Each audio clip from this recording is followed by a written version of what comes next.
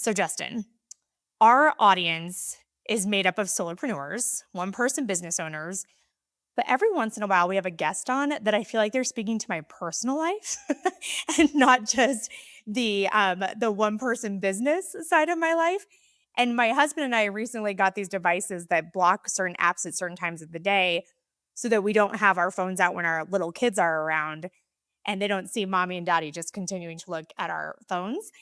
And we were talking about it all last night. And so when I was preparing for this interview, I was like, oh, I have so many questions, but I will tailor them to our solopreneur audience. But thank you so much for coming on the show today.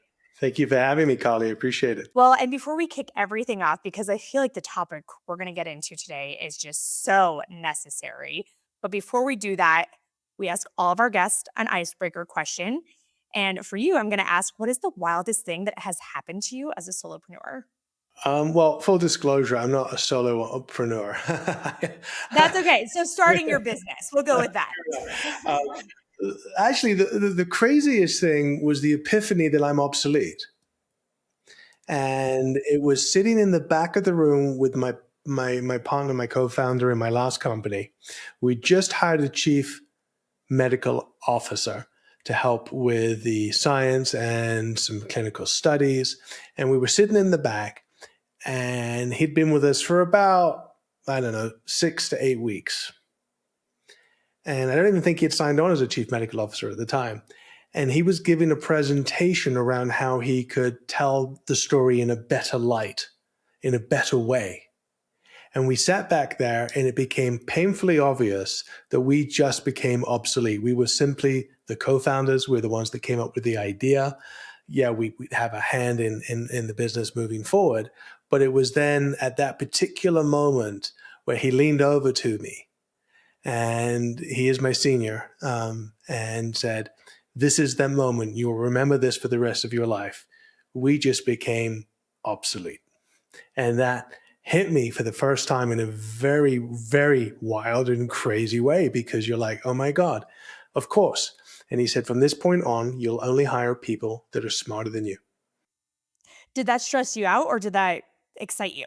It excited me because it was like, wow, where can these people take the company that I possibly couldn't? I was never had an ego like, it's me or nobody. It was very much like, wow, now watch it get wings, our little idea that we had, a little seed, and watch it just grow and blossom and bloom. And it certainly did. It's one of the largest companies in the space globally today, and we haven't been actively involved in it for over 6 years.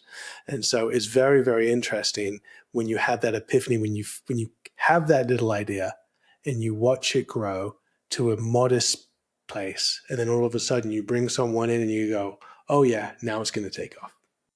And just to for it to be relatable to the solopreneurs listening, we always say flying solo in business doesn't mean you're alone. And you need to surround yourself with people who are smarter than you Your to question. take your business. So that doesn't need to come in the form of an employee. That could be contractors, partnerships, whatever. That does 100%. not mean employee. So I'm so glad you brought that up because so many people listen and they're like, I do everything on my own. It's like you work in a silo, you're not going to get the ideas that all of these other people have. So thank you so much for bringing that Well, to there's light. expertise that people have that can be leveraged for the common good. Oh, absolutely. Well, speaking of the common good, I want to, first, I want to I want to talk about your book, Stress Nation, because I feel like that is going to kick off everything we discussed today. Tell me about Stress Nation. Why did you write it? And why is it such a big deal right now? Well, Stress Nation was written as the why behind the company, and the company is Rebalance Health. And so we were focused primarily on cortisol and sleep. And the book kind of explains how we've gotten into this place into this place we are today compared to where we were 30 years ago. And it really kind of gives people the context for understanding why everyone's feeling stressed, why they're feeling burnt out, why they've got fatigue, why they're gaining weight, not losing it, jumping to GLP-1s like, Ozempic and Wegovy and things like that. There's an explanation for it. but it isn't always so obvious until you read the book. And when you read the book, you go, oh my God, it's really obvious. In fact, one of the reviews on Amazon, my only one, star or 2-star review on Amazon was someone saying, well, it's blatantly obvious.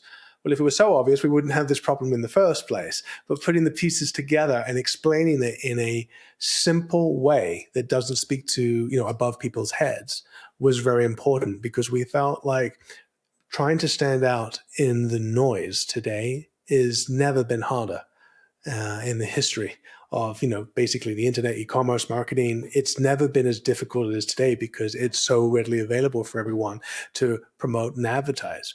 And so the book was going back to a traditional marketing medium in explaining the message and talking to everybody. And basically the book is explaining why we're all stressed out and it's not going away. How does reducing our technology usage directly affect our cortisol, our stress levels, our sleep quality, all of the above? It's interesting. It's not necessarily reducing our technology usage, right? It's understanding how to use it. And I think I speak to that quite a lot in the book, because technology is not going away. It's not the devil. It's not evil. It is just a tool. But the problem is we weren't taught how to use it as human beings. And that isn't by it wasn't intentional. It was just, we just didn't know. The technology companies didn't know what the effect would be on us. And the net result is we've become addicted to it. And, Zuckerberg has been in court in California for the past few weeks defending that he's deliberately making the algorithms, addictive, right? And gamifying everything and wanting you to attract more and more time on that screen to get that dopamine hit. Basically, the cause and effect is very straightforward and linear. Cortisol is a very good, healthy hormone for us. It does wonderful things for our body. And it's also known as our fight and flight hormone, or fear or stress hormone. But really what it is our body's alarm system. And it tells our body when we're safe, and it tells our body when we should be more alert and we maybe not be in a safe environment. When that cortisol is in line, it is naturally high in the morning, goes up in the afternoon, around midday, mid-afternoon starts to come down. By the time it's bedtime or getting close to going to sleep, it should be at an all-time low. It hands off to melatonin. Our body naturally makes the melatonin that prepares us for sleep, gets us ready for sleep, and then we fall asleep. We stay asleep. We wake up in the morning, our cortisol rises, shoots up very quickly as we see the sun, and that's called our circadian rhythm. That should be natural. What technology is doing is causing our cortisol to think you're not safe. Because every time a buzz, a bing, a light, a vibration happens, we know that we need to look at something. Those notifications are tricking our body into thinking that we're not safe. And so we become anxious and we become a little stressed. And if I'm in a meeting and it's vibrating and I can't get to it, I'm always thinking, what's on that? Is it good news? Is it bad news? Are my kids safe? Is my husband okay? Is my wife okay? You're constantly thinking negative thoughts because that's what we've been trained to do. Am I missing out on something? And so our cortisol has changed. It's no longer high in the morning, midday, and then starts to come down. It starts to stay high and stay up there. Well, what the problem is there is when cortisol's high and you're trying to go to bed, you can't go from here to here and fall asleep. So we often go to bed and we like, okay, I got to get my brain to stop thinking, stop talking, stop reminding me of what I have to do tomorrow. Did I leave the stove on? Are my kids falling asleep? Everything okay? Have I got my list for tomorrow? Our brains are constantly thinking, and that prevents us from falling asleep. And if we do fall asleep, we often wake up because, again, our cortisol is too high in our sleep. And here's the aha moment. You make all your hormones for the following day in your sleep. And from a medical perspective, if you wake up even once in the night, that's technically a bad night's sleep. And so 7 to 8 hours of uninterrupted sleep is the holy grail as a human. And if we have too many nights where we're either been disrupted or we're not getting that 7 to 8 hours of uninterrupted sleep, our health starts to unravel. Now come into play. I'm feeling exhausted. I'm gaining weight. I'm eating right. I'm exercising. I still can't lose the weight. I'm feeling anxious. I'm stressed. My perimenopause symptoms are off the chart. I'm having hot flashes. I'm losing my hair. All this stuff is happening because I'm not sleeping, because I'm not able to produce the amount of testosterone, estrogen, progesterone that I need at night to function my very best the next day. That's the cause and effect that cortisol is having. And always trying to be on all the time without technology is the culprit. So for solopreneurs, a big complaint is that they don't have enough hours in the day. And so sometimes they'll multitask and they'll be in a meeting while they're pushing something to social on their phone, while maybe a conference is on the TV behind them, and they're using all of these devices in an effort to not be on their phones later at night so that they can get that rest, and they think they're doing something productive by multitasking to save that time so they can get these hours of sleep. Why is that not effective in productivity and overall work performance? It can be. I mean, it's about lifestyle. It's not just about one thing. So we developed, designed, invented, and tested a product that we call basically Rebalance Mellow Mints, or Menno Mints for women. They're going through perimenopause. And what these mints do is help you throughout the day keep your cortisol levels more in the natural range so that you're not going into that fight or flight high cortisol level.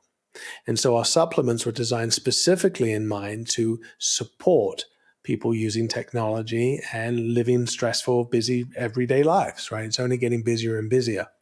But one of the things that the book talks about and that we recommend highly is looking at your entire lifestyle, right? So it's about what you started off in the podcast saying, try not to use it as you're winding down for sleep at night. You're trying to give good examples for your kids, but that also is very important for you. So we talk a lot about sleep hygiene and preparing for sleep and making sure that you support yourself throughout the day in being effective. Now, with a lot of people that talk about entrepreneurship, it's like a badge of honor, right? I work 18 hours a day every day. Well, great. Okay, so you're getting 6 hours of sleep if you take that directly, but the odds are you're probably getting four. So now put your kids in the back of a car and say, I'm going to drive across country and get 4 hours of sleep. Do you think that's the smartest thing to do? So do you think your decisions that you're making for your company are the best possible decisions you could possibly make when you're sleep deprived? And so often getting a good night's sleep, you become 10 times more effective than if you're just operating on 3 or 4 hours of sleep. And so, yeah, you can use technology to support you throughout the day. And God knows we all multitask in this space quite, if hopefully successfully. But it isn't a skill set that everyone has. So I know a lot of people that multitask, but they're actually less effective than focusing on one thing at a time. And so you've got to look at what is your genetic makeup, how you function. And I'm all for it, but I'm also for preserving and protecting your sleep. That's the most important thing you can possibly do for yourself, for your business, for your family, is making sure that you do get adequate sleep so you can be 100% at your very best the next day. No one wants you at 50% of your very best. hmm So let me ask you this. If technology is such a powerful driver of stress, why is willpower alone not enough to fix the problem? Because you're addicted. It's like asking any drug or alcoholic why willpower is enough just to stop. And so it is exactly the same thing. It is a drug. You are addicted to it because we're addicted to being successful, right? That's what solopreneurs are trying to do. They're trying to build a business to be successful, to put food on their table, and then hopefully a hell of a lot more because that's what they're looking for, that financial freedom, right? And so hopefully in doing some good in the world and having a good time at the same time. But in order to do that, we've got to be effective and we have to understand where our limits are. And if people are really being honest, they're like, are you really being that effective or are you being distracted by social media? Are you going down the rabbit hole for 15 minutes? Are you sitting on the toilet a little too long because you took your phone with you and all of a sudden you're sitting there for 15 minutes and you should have been out of there in three. And so it's really being honest about what you're doing and how you're using it. For me, I take the products all the time. They're very helpful, but also little tips and tricks that I talk about in the book. Like I remove social media from my devices. They're just not there. So I'm not tempted to look at my phone and start scrolling endlessly in social media. If I want to look at social media, it's for a particular reason and it'll be on my desktop. So I'm sitting at my computer and I'm physically doing something focused on that. I try to put notifications on like do not disturb and so forth when I need downtime, I need to focus and I'm not distracting. My phone never vibrates or buzzes other than for a telephone call. So I don't even respond to texts anymore, notifications. When I look at my phone strategically to look at returning some texts, I'll go ahead and respond. The problem with text is we've all been trained that if you don't respond immediately, then something's wrong, right? Like if I text someone, it's like, oh, they'll respond to me right away. And you're waiting for those three little dots. And so I think it's training society, training ourselves as to what we want to respond to and how, and putting kind of limits up, parameters up. And I reflect on a lot of nostalgic things from the 70s and the 80s and early 90s in the book, because when our parents went to work, right, there was no cell phones, right? There was no email because email just literally was in the late 90s, mid 90s, right? So what's happening? When they left work, they left. They weren't at work anymore. They were off the clock. They were unreachable. And so they got on with other things in their life. Today, you bring in your office with you in your pocket everywhere you go on the weekends. And so there is no boundaries, there's no endings anymore. And so that adds to the stress. You feel like you're always on and you don't actually get time to stop and relax. And that's part of that addiction that we have, because we, as entrepreneurs, we want to keep the business going. I want to work every moment so I can move the company that much further forward. But also, you do need time to recharge and regenerate. That's what being human is about. You're not a computer, and we compare ourselves to computers because the world is now so small that you can talk to everyone that you want to by picking up your little device and dialing some numbers, and you can talk to someone on the other side of the world, right? You want to find a way of being busy 24 hours as an entrepreneur, you certainly can, right? But you have to learn to put limits in there because you're not designed to work that way. And so you become ineffective. So, Justin, for the people listening, they're like, I totally get it. I totally agree what you're saying, but I need to be responsive to my clients. Like, if they need me, I want to make sure that I'm there for them. How can they You're start setting these you're boundaries? you're just training someone that you're there 24/7. So you're not looking after yourself. You're just not looking after yourself. You're giving incredible customer service. And absolutely, but at what risk? At what are you compromising? Your health? Not sleeping is absolutely one of the worst things you can possibly do for your health. I mean, 4 days, you're delusional.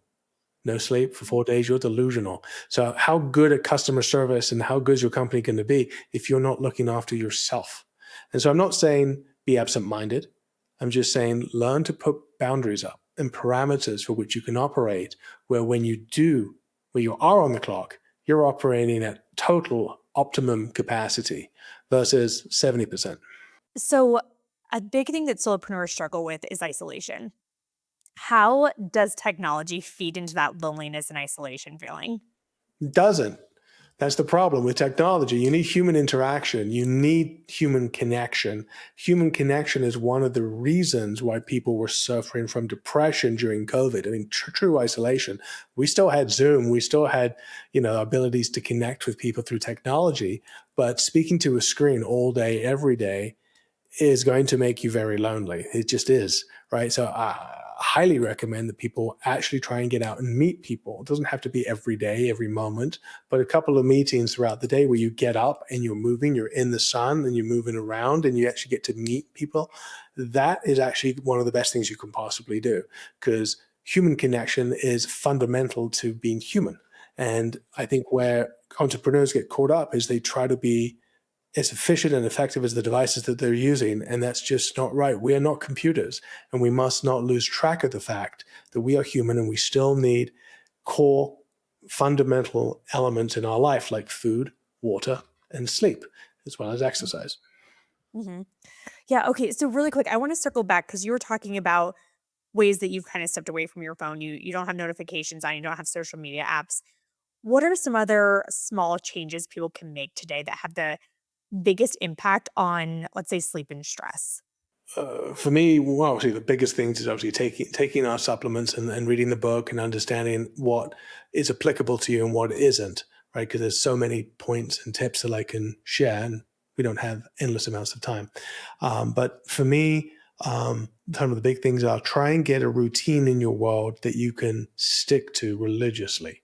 The body likes to go to bed at the same time, likes to wake up at the same time, even on the weekends. So try and pick a schedule that works for you. I Does it personally matter what time? Like, do you no, recommend certain ti Okay. Does not matter. What matters is you get 7 to 8 hours of uninterrupted sleep, right? Ideally, the same period of time every day. So I wake up every day at 4:30. I go to the gym first thing in the morning because that helps get me going, gets my cortisol elevated, and that's ultimately the very best time you can work out. And I try to get to bed every day before 9 o'clock. I mean, asleep by 9 o'clock every day, 7 days a week. And if you can get that going, that helps get your body into a natural rhythm. And you'll be amazed at what you can achieve really early in the morning compared to what you can achieve in the afternoon, late night. I know that some people are night people, some people are day people. So it's when you just adjust it for whatever works for your lifestyle. But working out at night is a big no-no because that raises your cortisol levels. That's what exercise does. And that means now you're going to have a hard time going to bed, eating late at night, drinking late at night. Not great, especially as you get older because your body simply can't hold the fluid in the waters anymore and you're going to use the bathroom or be woken up in the night to use the bathroom. So when you do go to bed, setting yourself up for success is critical, making sure that it is on an empty stomach and that you don't need the bathroom and that when you go to bed, the room is cold, that the room is dark, there's not a lot of sounds, and so you can stay asleep and stay asleep. So very simple tips and tricks there. But obviously, if you're going to be an entrepreneur, stress is part of that kind of lifestyle. You're signing up for that, right?